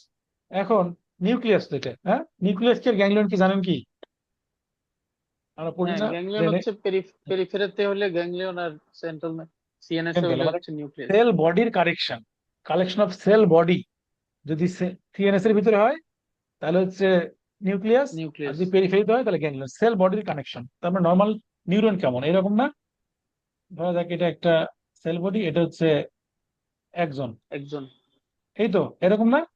এই সেল হুম। বডির কানেকশন গুলোকে আমরা বলছি নিউক্লিয়াস। ব্রেনের ভিতরে হইলে, বাইরে হইলে হচ্ছে আপনার গ্যাংলিয়ন। তাহলে এই নিউক্লিয়াসটা একটা সলিটারিয়াস, এটা হচ্ছে আমাদের উদ্দেশ্য, মানে গন্তব্য। এইখানে গেল দুইটাই নার্ভ, এখান থেকে প্রসেসটা, এই ইনফরমেশনটা প্রসেস হবে। প্রসেস হওয়ার পর যাবে হচ্ছে আপনার সেই যে কার্ডিওভাস্কুলার যে কন্ট্রোল সেন্টার, সেখানে যাবে। তো সেখানে আপনার দুইটা জিনিস আছে, একটা নাম হচ্ছে এই যে RVLM লেখা আছে, আপনার এখন জাস্ট শুনে নেন নামগুলো, পরে আপনারা মুখস্থ করার করবেন অথবা করবেন না ইচ্ছা, কিন্তু আপাতত শুনে নেন। মানে কঠিন মনে হতে পারে, কিন্তু জাস্ট আপনি জিনিস মনে করেন যে দুইটা জিনিস আছে, নাম মনে রাখার দরকার নেই এখন। একটা হচ্ছে নিউক্লিয়াস অ্যাম্বিগাস, আর একটা হচ্ছে রোস্ট্রাল ভেন্ট্রোল্যাটারাল মিডুলা। ভেন্ট্রোল্যাটারাল মিডুলা মনে রাখতে পারেন। তাহলে ভেন্ট্রো মানে সামনের দিকে, ল্যাটারাল মানে ভেন্ট্রোল্যাটারাল মিডুলা, আর নিউক্লিয়াস অ্যাম্বিগাস, এই দুইটা সরি জায়গায় সে যায়। এই ইনফরমেশনটা প্রসেস হওয়ার পর এই দুইটা জায়গায় গেল। ঠিক আছে, এখন এই ভদ্রলোক হচ্ছে আসলে সিম্প্যাথেটিক সেন্টার, এই ভদ্রলোক কন্ট্রোল করবে হচ্ছে প্যারাসিম্প্যাথেটিক সেন্টার, মানে প্যারাসিম্প্যাথেটিক অ্যাক্টিভিটিটা আর কি। তাহলে সিম্প্যাথেটিক স্টিমুলাস সে দিবে যে যাও, এখানে ব্লাড প্রেশার কমে গেছে, তুমি এখন স্টিমুলেট করো হার্টকে, হার্ট রেট বাড়ায় দাও, ফোর্স অফ কন্ট্রাকশন বাড়ায় দাও, এই স্টিমুলাস নিয়ে যাবে। এটা আমি একটু বলে রাখতে চাই, আপনাদের যখন নার্ভাস সিস্টেম পড়বেন হয়তো সেটা আমার সাথে আপনার দেখা হবে না, কিন্তু আপনার সুবিধা হবে কিছুটা হলেও, আশা করা যায়। তো আপনার ধরেন এই এই যে রোস্টাল ভেন্ট্রোল্যাটারাল মেডুলা, এখান থেকে তো আপনার হার্টে যাইতে হবে। হার্টে যাব কিভাবে? পাথওয়ে কি?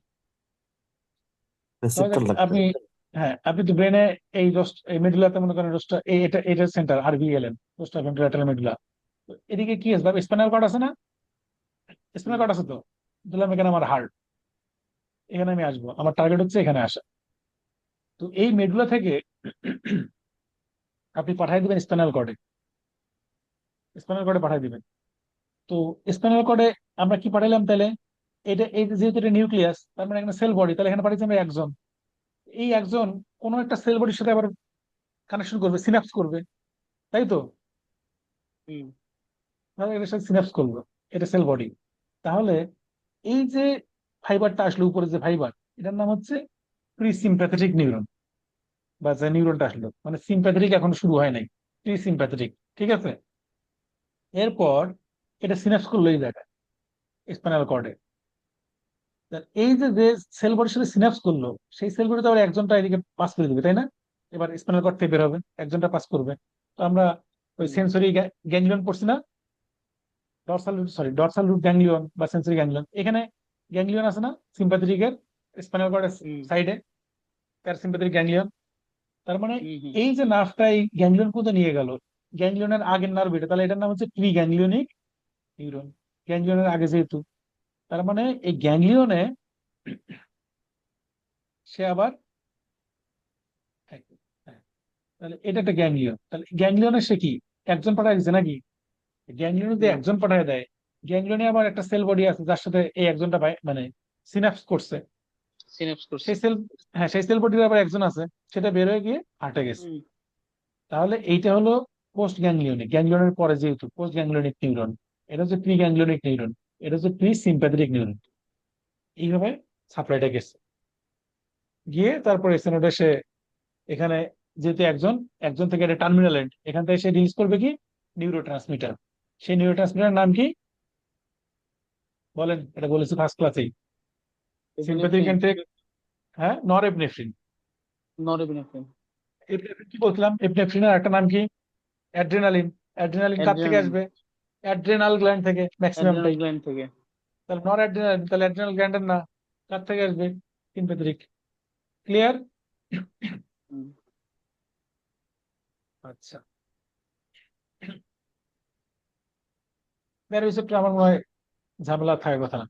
কেমোরিসেপ্টর, তো কেমোরিসেপ্টর কি? সাধারণত কেমোরিসেপ্টর যে ব্লাড প্রেশার যদি বেশি না কমে, আমরা কেন বললাম যে ওই কথাটা প্রথমে বলে নিছি যে কেমোরিসেপ্টর কেমিক্যাল সেন্সিটিভ। তো কেমিক্যাল ওই ভদ্রলোক,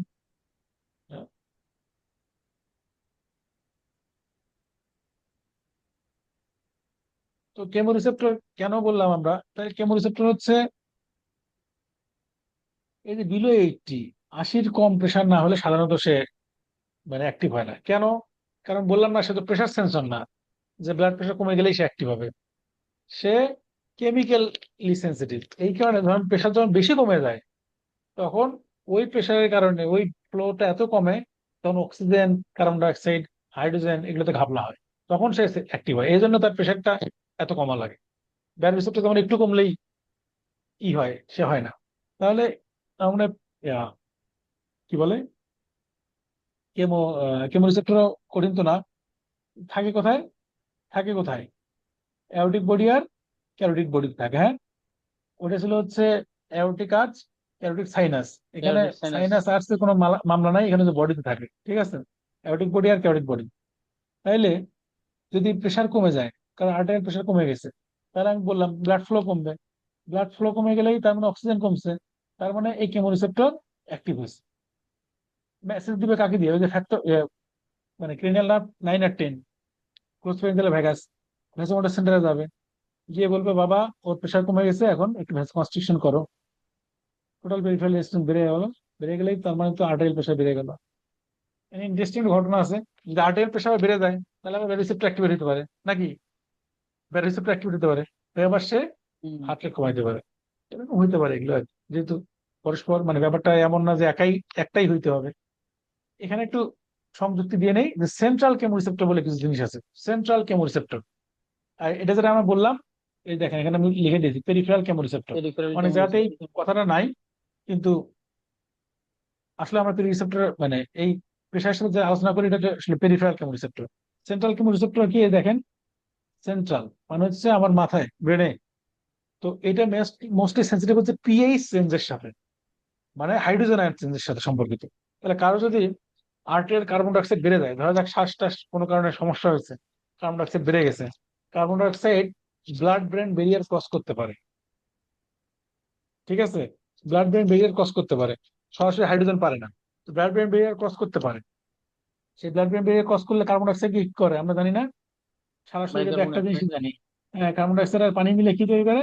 বাইকার্বনেট। তো বাইকার্বনেট আবার কি তৈরি করে? ভেঙে গিয়ে hydrogen ion plus, hydrogen ion আর হচ্ছে। ওই sorry H2CO, carbonic acid, carbonic acid থেকে hydrogen ion bicarbonate. Hydrogen ion বেড়ে গেল মানে কি পিএইচ কমে গেল নাকি? হুম।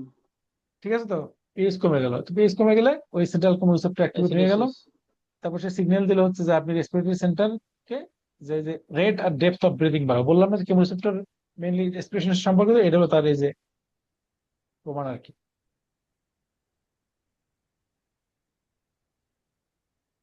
সিএনএস ইসকেমিক রেসপন্স, এটা আমরা মনে হয় পড়ে নিলেই বুঝবেন, আমি আর এটা ব্যাখ্যা করতেছি না, হ্যাঁ।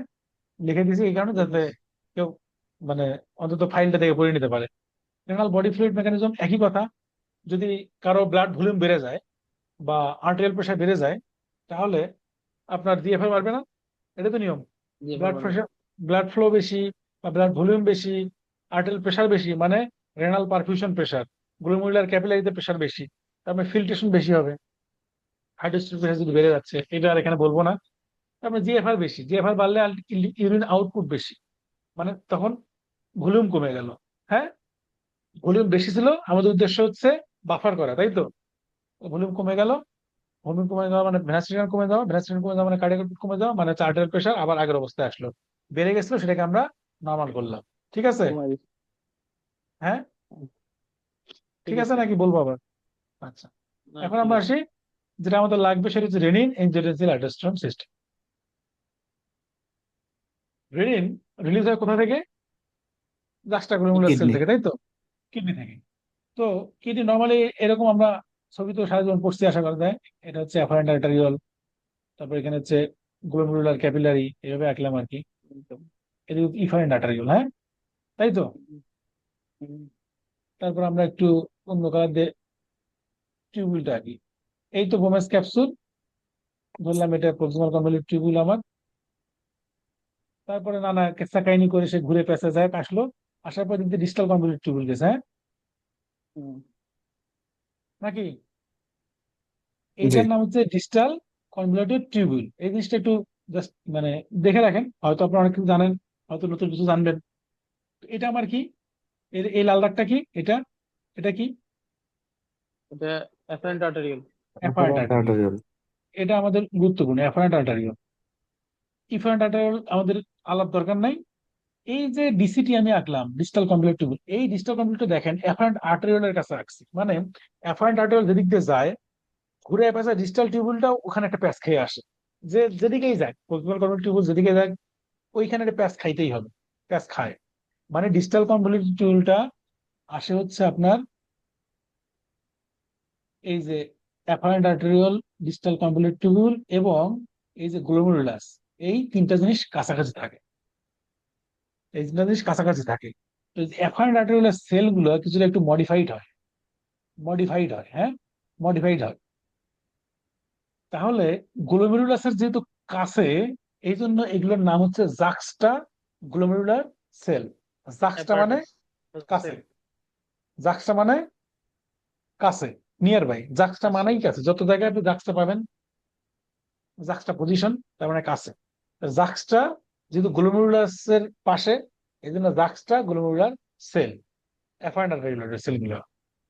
আর এই যে আমরা এই যে বললাম যে অ্যাফারেন্ট আর্টারিওলের সেলগুলো একটু মডিফাইড হয়, এটা হচ্ছে ব্যারো রিসেপ্টর যে বললাম আমরা একটু আগে, এইরকম ব্যারো রিসেপ্টরের মধ্যে কাজ করে, মানে প্রেসার সেন্সর। তাহলে অ্যাফারেন্ট আর্টারিওলের সেলগুলো কি? Pressure sensor, pressure sensor. Pressure sensor, ব্যারো রিসেপ্টরের মতো। আবার এই যে ডিসিটি যে আমরা আঁকলাম, এই ডিসিটিতে হয় কি,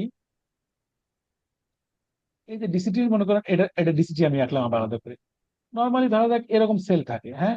ডিসিটিতে কিছু সেল এরকম ক্লোজলি চলে আসে কাছাকাছি, এগুলো সেল, হ্যাঁ ক্লোজলি চলে আসে এবং নিউক্লিয়াস গুলো খুব কাছাকাছি থাকে তাদের। এগুলো সেলের ভিতরে ডট গুলো দিতেছি যেটা, এটা নিউক্লিয়াস। এরকম কাছাকাছি থাকায়, ঘন সন্নিবেশিত থাকায় তাদেরকে একটু কালো লাগে, মানে একটু ঘন, যেহেতু নিউক্লিয়াস গুলো ব্লু কালার নেয়, ব্লু আর কালো তো কাছাকাছি। ডিপ ব্লু আর কালো কালার তো অনেক সময় আলাদা করা যায় না, নেভি ব্লু কালারটা। তো হুম। আমরা যদি মাইক্রোস্কোপের নিচে দেখি, তো এই সেলগুলো একটু ঘন সন্নিবেশিত কাছাকাছি থাকার কারণে কালার চেঞ্জ মনে হয়। স্কিনে অনেকগুলো ডিজিজ আছে না, প্যাপিউল, ম্যাকিউল। স্কিনে ম্যাকিউল হয়, ম্যাকিউল মানে কালার চেঞ্জ, স্কিনে ওটা ম্যাকিউল। তাহলে এখানেও যেহেতু কালার চেঞ্জ হয়েছে, সেজন্য এটা ম্যাকিউল। এবং যেহেতু ডেন্সলি থাকে, ঘন হয়ে থাকে, এই জন্য নাম হচ্ছে ম্যাকিউলা ডেন্সা। এই জায়গাটার নাম কি? ম্যাকিউলা ম্যাকুলা ডেন্সা। ডেন্সা। ম্যাকিউলা মানে কালার চেঞ্জ হয়ে গেছে, ডেন্সা মানে ডেন্সলি প্যাক। তাহলে এই যে আমরা আবার ডিসিতে ফিরে এসেছি, এই জায়গাটায় হচ্ছে এরকম ডেন্সলি প্যাকড কিছু সেল থাকে, যেটার নাম হচ্ছে ম্যাকুলা ডেন্সা। আর এই জায়গায় থাকে JG cell, juxtaglomerular cell modified. ঠিক আছে। তাহলে এই দুটো জিনিস আমাদের লাগবে। তাহলে এখন যদি কারো ব্লাড ভলিউম কমে যায় বা আর্টেরিয়াল প্রেসার কমে যায়, তাহলে তার এফারেন্ট আর্টেরিয়াল দিয়ে ব্লাড কম যাবে। এফারেন্ট আর্টেরিয়াল দিয়ে ব্লাড কম যাওয়া, তখন এই যে এখানকার যে প্রেসার সেন্সর আছে, প্রেসার সেন্সর আছে, হুম। ও ও দেখবে যে ব্লাড প্রেসার কম, তাহলে বাড়াইতে হবে। ও কি করতে পারে? ও নির্দেশ দিবে যে ঠিক অক্সিজেন। আছে, এখন রেনিন রিলিজ করো, এখন রেনিন রিলিজ করো, এই একটা সে ঘোষণা দিতে পারে। এখন রেনিন রিলিজ করো, আবার আমরা একটা ইন্টারেস্টিং পয়েন্টে আসতেছি। যদি এই যে ব্লাড ফ্লো কমে যায়, ব্লাড প্রেশার কমে যায়, তাহলে রেনাল পারফিউশন প্রেশার কমবে না বাড়বে? কমবে। কমবে। রেনালের যে পারফিউশন কমে, মানে যে জাস্টা গ্লোমেরুলার উপর যদি চাপ গুলো কমে, তাহলে কি ফিল্ট্রেশন এদিকে বেশি হবে না কম হবে? কম হবে। কম হবে। তার মানে জিএফআর কমে যাবে। কমে যাবে। জিএফআর যদি কমে, তাহলে এই যে প্রক্সিমাল টিউবুল দিয়ে তো, তারপর ডিস্টাল টিউবুল দিয়ে মানে নানা জিনিসপত্র পাস করবে নাকি, মানে হুম। ফিল্টার তো ওই দিক দিয়ে পাস করে। তো এই পিসিটি বা পিসিটি মানে প্রক্সিমাল কনভলিউটেড টিউবুল, পিসিটি দিয়ে যখন ব্লাড যাবে বা এই সরি ব্লাড তো না, ফিল্টার্ড ফ্লুইড যেটা যাবে সেটা একটু স্লোলি মুভ করবে যেহেতু জিএফআর কমে গেছে।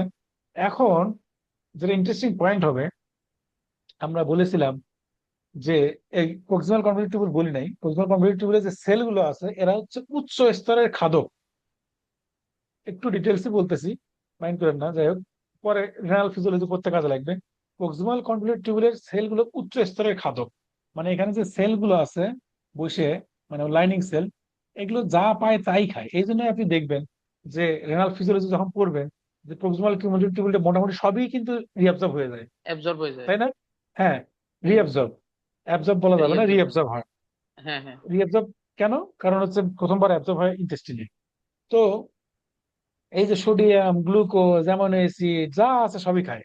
তো এখন যেহেতু জিএফআরটা কমে গেছে, তখন ধরা যাক এই প্রক্সিমাল কনভলিউটিভ দুই পাশে সেল বসে আছে সোডিয়ামকে ধরার জন্য, যে আসবে আর সোডিয়ামকে আমরা রিঅ্যাবজর্ব করবো। হ্যাঁ, তো হুম। যখন ফ্লো বেশি, অনেক বেশি যায়, ধরা যাক আমরা নদীর পাড়ে, নদীর, ধরেন বন্যা হয়েছে, বন্যার ঢলে মানুষজনের বাড়িঘর ভেসে যাইতেছে, জিনিসপত্র, সোফা, বিছানা পত্র, হাড়ি পাতিল নানা কিছু ভেসে যাইতেছে। তো দুই পাশে লোকজন বসে আছে, সেগুলো ধরবে, নদীর হুম। স্রোত বেশি, তাহলে অনেক জিনিস মিস হয়ে যাবে না? দ্রুত স্রোতের হুম। কারণে সব পার হয়ে যাবে। আর নদী যদি স্রোত কম হয়, যেখানে স্রোত কমে গেছে, সেখানে যদি বসে থাকে, সেখানে অনেক জিনিস ধরতে পারবে। তো এই জিএফআর কমে যাওয়া দেখা গেলো প্রক্সিমাল কম্পিটিটিভ সেলগুলো প্রচুর পরিমাণে সোডিয়ামকে ধরে ফেলছে, মানে তাদেরকে ক্রস করে যাইতে পারতেছে না, কম পরিমাণ যাইতে পারতেছে। তার মানে প্রক্সিমাল কম্পিটিটিভ পাস করে যে ফ্লুইডটা আসবে, সেখানে সোডিয়াম কম থাকবে। সেই সোডিয়াম কম হুম। থাকার মানে এই যে আমার ম্যাকুলা ডেন্সায় সোডিয়াম কম যাওয়া। তো ম্যাকুলা ডেন্সা হচ্ছে কেমিক্যাল সেন্সর, ঠিক যেন কেমোরিসেপ্টরের মতো। অ্যাফারেন্ট আর্টিকেলে বললাম প্রেসার সেন্সর, আর ম্যাকুলা ডেন্সা কেমিক্যাল সেন্সর। মানে ম্যাকুলা ডেন্সা সেন্স করতে পারে তার কাছে যে ফ্লুইডটা আসছে সেটাতে সোডিয়াম কেমন, কম না বেশি। সোডিয়াম যখন কম দেখবে ম্যাকুলা ডেন্সা, তো ম্যাকুলা ডেন্সা তো অত কিছু জানবে না, সে দেখে যে সোডিয়াম কম না বেশি, তো সে ভাববে বডিতে মনে হয় সোডিয়াম কম, এই জন্য আমার কাছে কম সোডিয়াম এসেছে। সে জানে না যে বডিতে ব্লাড ভলিউম কম বা ব্লাড প্রেশার কম, সেগুলো জানে না। সে জানে তার কাছে সোডিয়াম কম সোডিয়াম আসছে, কম। তার মানে বডিতেই মনে হয় সোডিয়াম কম। তাহলে সে চিন্তা করবে বডিতে সোডিয়াম বাড়াইতে হবে। কিভাবে বাড়াবো? অ্যালডোস্টেরন লাগবে। অ্যালডোস্টেরন কিভাবে বাড়বে? এনজিওটেনসিন লাগবে। এনজিওটেনসিন কিভাবে বাড়বে? রেনিন লাগবে। তাহলে সে, এনজিওটেনসিনোজেন। হ্যাঁ, সে, ওটা তো যাইতেছি, যাই হোক। সে তাহলে কি করবে? রেনিন রিলিজ করবে, যে বাবা এখন রেনিন রিলিজ হবে। তাহলে রেনিন কিভাবে রিলিজ হলো বুঝলাম। এখন আমরা আমরা আগে আলাপ আসি, যে ড্রপ ইন ব্লাড প্রেশার বা drop in fluid volume, volume বাড়লে প্রেশার কমবে, এই সরি কমলে প্রেশার কমবে, তার মানে কিডনি থেকে রেনিন রিলিজ হলো, তাই তো? কিডনি থেকে রেনিন রিলিজ হলো। এই রেনিনটা এই লিভার থেকে নর্মালি এনজিওটেনসিনোজেন রিলিজ হয়। সেই রেনিন কি করে? এনজিওটেনসিনোজেনকে এনজিওটেনসিন ওয়ানে কনভার্ট ওয়ান করে। করে। এই এনজিওটেনসিন ওয়ান ব্লাডেই তো সব সব তো ব্লাডে ঘটতেছে। এই ব্লাডটা যখন পালমোনারি ক্যাপিলারিতে যায়, লাংসে যায়, পালমোনারি ক্যাপিলারিতে থাকে এনজিওটেনসিন কনভার্টিং এনজাইম। সেই এনজাইমটা এনজিওটেনসিন কনভার্টিং মানে এনজিওটেনসিন ওয়ান কে এনজিওটেনসিন টু তে টু কনভার্ট করে। করে।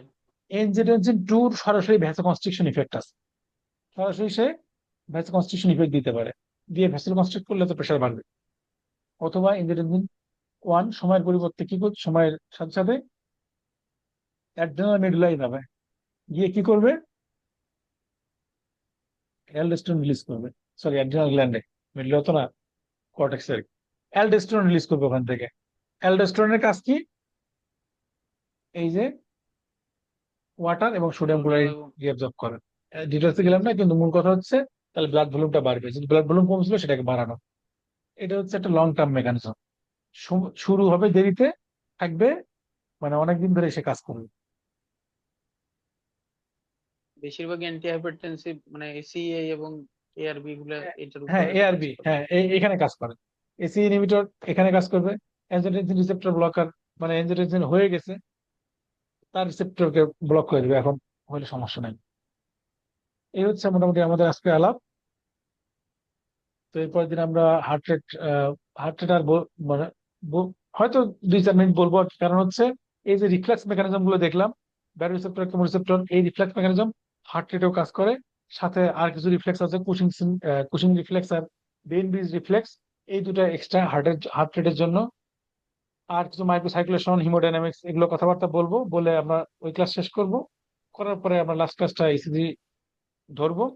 আর এরপর সম্ভবত আপনারা বলছিলেন যে রেসপিরেটরি শুরু করতে, তো সম্ভবত সেটা শুরু করবো না। রেসপিরেটরি আমার খুব পছন্দের জিনিস, কিন্তু যেহেতু মানুষ হচ্ছে না, এবং আজকে দেখেন আপনারা শুধুমাত্র 2 জন, তাও মাহাদি ভাই ডিউটি থেকে জয়েন করতে বলে, তো আমরা এই সম্ভবত ইমিউনোলজি শুরু করবো, সেটা আমি ঘোষণা দিয়ে দিচ্ছি। তো ইমিউনোলজি অনেকে আগ্রহী হয়েছে, আর কতজন শেষ পর্যন্ত থাকবে জানি না, তবে ইমিউনোলজিটা ওটাও আমার খুব ফেভারিট। তো ইমিউনোলজি শুরু করবো, আপনারা চাইলে ইমিউনোলজিতে আমাদের সাথে জয়েন করতে পারেন এর পরে। আর আমার মনে হয় এরপর দেখা হবে সবার সাথেই আবার।